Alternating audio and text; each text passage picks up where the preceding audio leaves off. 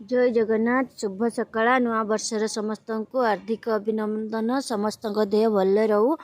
देखंतु ये हूँ मोर रुद्राक्ष गछ देखि पारुथिबे केते सुंदर मोर रुद्राक्ष गछटी होईची।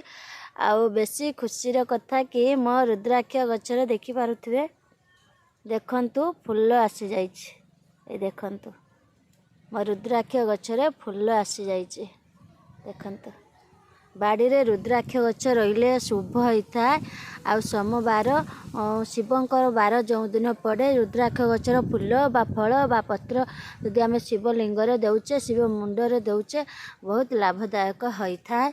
तेणु समस्त को मोर अनुरोध गोटे गोटे रुद्राक्ष गछ आनी घरे लगाते। देखंतु मोर केते सुंदर रुद्राक्ष गछटी होईची। आहुरी माने फूल हब। देखंतु केते सुंदर पेहेंगा बहुत जल्दी भी ग्रोथ होची बढ़ुची।